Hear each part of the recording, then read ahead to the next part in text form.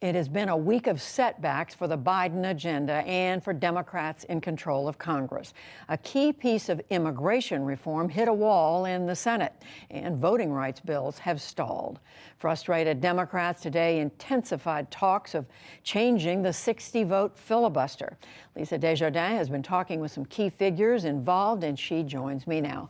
So hello, Lisa. You and I talked on the program last evening about immigration, where it stood, but then shortly after that, we learned that the Democratic hopes for immigration reform have hit a big wall. Tell us about it.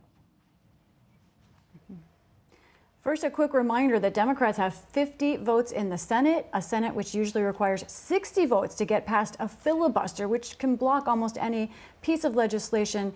To do that, to get past that, they're trying to use a budget reconciliation process to pass many pieces of the Biden agenda, and one of them is what you just mentioned, immigration reform.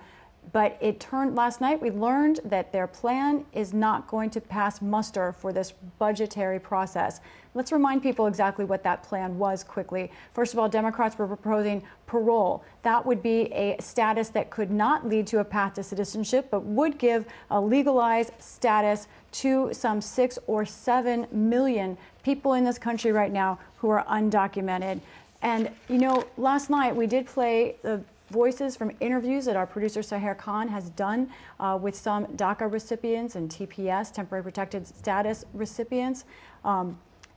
Those voices are important, and they've been listening to the words, especially of the Senate parliamentarian. It is the Senate parliamentarian who decided whether or not those proposals were going to fit this budgetary reconciliation muster. Do they have enough of a budgetary effect? Here's what Elizabeth McDonough, the parliamentarian, wrote, according to email provided to me by some sources. She said, "These are substantial policy changes with lasting effects, just like those we've previously considered from Democrats, and those effects outweigh the budgetary impact." Essentially, they're saying that this is more of a policy change. It's not a budgetary change. As you can imagine, Democrats very distressed about this, upset, including some members of the Congressional Hispanic Caucus. 3 of those members wrote this today in response, saying that Democrats have to do everything they can to get to a path to citizenship for undocumented immigrants, even if that means disregarding the Senate parliamentarian. So that leads to this question: can Democrats overrule the parliamentarian?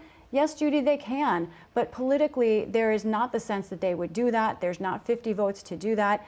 So this led us to talk to those DACA recipients and others today for their reaction to this news. And I want to go to one of those folks that we talked to, Daishi Tanaka, who told us what his reaction was today. As someone who has DACA and has been consistently played with political football on my future to stay in this country, and with the impending fear of courts ruling over DACA program, I think I wanted some permanency, and the fact that there's no relief gives me a lot of stress and anxiety for what's about to come. Stress for him, but relief for conservatives who were worried that a status for undocumented immigrants could make things at the border worse.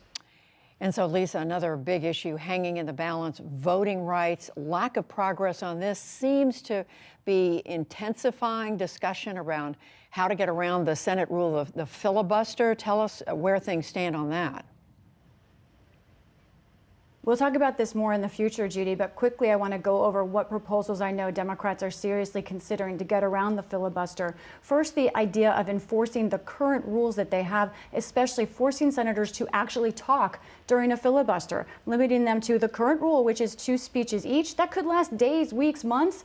But Democrats say maybe we need to do that. The other option that they're considering is switching the filibuster from 60 votes to end a filibuster to 41 in order to keep it going.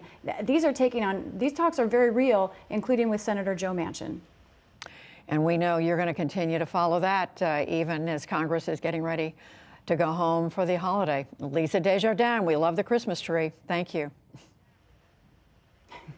Thank you.